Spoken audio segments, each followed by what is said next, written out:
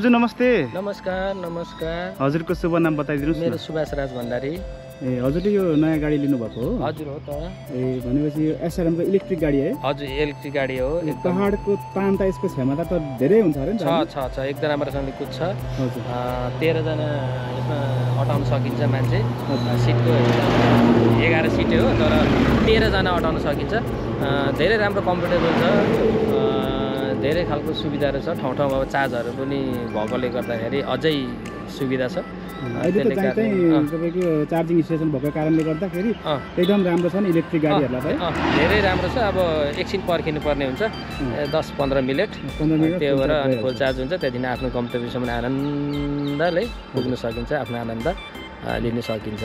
जस्तो अब कहीँ घुम्नु जानु छ, कहीँ अब अलिकति 10-12 जना अब कहीँ अब यसो पाहुनापात जानु छ कार्जे सार्जेमा भने पनि यो धेरै अरू गाडीहरू अलिकति सस्तो पनि पर्छ। धेरै सहुलियत पनि छ यसको।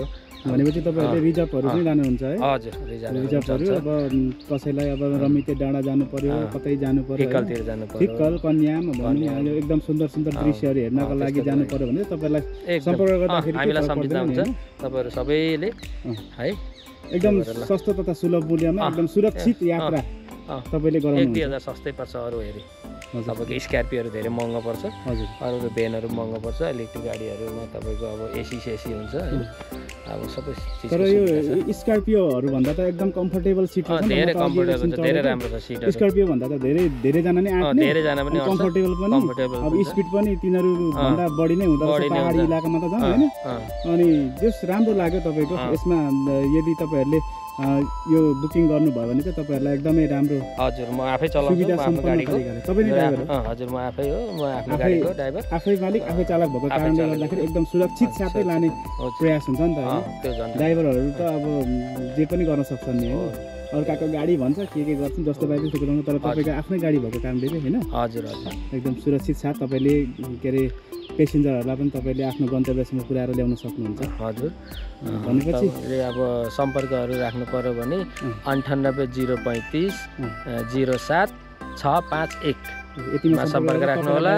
अनि अर्को पनि नम्बर छ 97 6 55 88 704 यतिमा सम्पर्क राख्नु होला। तपाईले यो गाडीको दाइ एकचोटी सिटहरु देखाइदिनुस् न। हुन्छ आउनु। एकदमै लग्जरियस खालको रहेछ है दाइ। यो चाहिँ के हो फोल्ड भएको चाहिँ? यो भने यो पनि सिटै हो हैन। भनेपछि यहाँ 4 जना आट्ने रहेछ अगाडि। 4 जना पातलो 5 जना 4 जना मजाले आट्छ हजुर हैन। अब भनेपछि यो 3 स्टेप रहेछ। 3 स्टेपमा त लगभग 12 जना त मजाले अट्ने रहेछ त। यो पछाडी नै हैन। अगाडि 1 जना, अगाडि 1 जना 13 नानीहरु अब काठमा अटाउन सकिन्छ। स्पेस पनि खाली नै रहेछ नि त मजाको हैन। खाली हल्का। ए यो सिटहरु चाहिँ सारा राम्रो लाग्यो। राम्रो छ एकदम सलिड छ। लेदरको हैन एकदम दामी रहेछ। अनि सुरक्षित यो यस्तै छ। अब तपाईहरुले सम्झिनु होला सबै सम्पूर्ण घुम्न जाने हाम्रो महानुभावहरु रिजर्भ यदि चाहिन्छ भने चाहिँ हैन। रिजर्भहरु चाहिन्छ नि भन्नुस्। एकदम कम्फर्टेबल गाडी। यो पत्री सञ्चार नगरपालिकामा हैन त? हजुर भनेपछि यो पत्री सञ्चार नगरपालिकामा हो। तर तपाईले हामी जहाँ पनि जान्छौँ।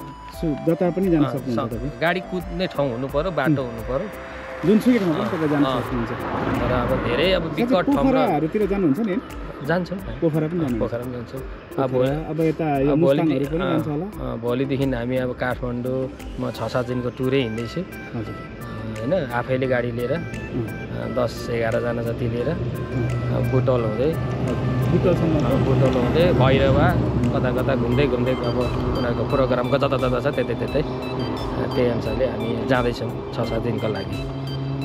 बुकिङ भइसकेको छ। यो देश सुरक्षित र भरपर्दो नै हुन्छ नि। एकदम कति मान्छेहरु चाहिँ कस्तो हुन्छ भने इलेक्ट्रिक हो भरपर्दो हुँदैन भन्ने खालको कुरा गर्छ हैन। त्यो अब हामी त्यस्तो विकट ठाउँमा हामी जाँदैनौँ। त्यस्तो खासै त्यति साह्रो विकट ठाउँ पनि छैन हाम्रो नेपालमा। अहिलेसम्म ठाउँ ठाउँसम्म गाडी पुगिरहेको छ। ठाउँ ठाउँसम्म उसको चार्जर पनि छ। अब सुरुमा चाहिँ अब गाह्रै थियो। अहिले चाहिँ छैन। झन् पश्चिमतिर त झन् धेरै छ त्यसको चार्जर त। पेट्रोल पम्प जतिकै छ ठाउँ ठाउँ चार्जिङ स्टेसन त धेरै छ। काठमाडौँ जाने बाटोमै कति छ है अहिले त जस नेपालमा यो एकदमै अत्यधिक मात्रामा अहिले त सबै अब पेसेन्जर पनि लगभग जनताहरू पनि लगभग इलेक्ट्रिक गाडीहरू चढ्ने बानी भइसकेको छ म थुप्रो हेर्छु बाटोमा इभी गाडी पर्खिरहेको हुन्छ किनभने त्यसले छिटो पुऱ्याउँछ होइन नन स्टप हो भन्ने धारणा मै पनि हिँडिसकेको छु कतिचोटि छिटो पनि पुऱ्याउँछ पर्खी पनि राख्दैन सहज पनि छ मान्छेलाई बस्नुको लागि धेरै कोच्याएर पनि हाल्दैन हाल्ने ठाउँ पनि हुँदैन त्यसरी अनि त्यो भएर सुरक्षित छ राम्रो छ तपाईँहरू पनि आउनु होला सम्झिनु होला हामीलाई है हुन्छ आजको लागि यति नै हुन्छ हस् त नमस्ते है नमस्कार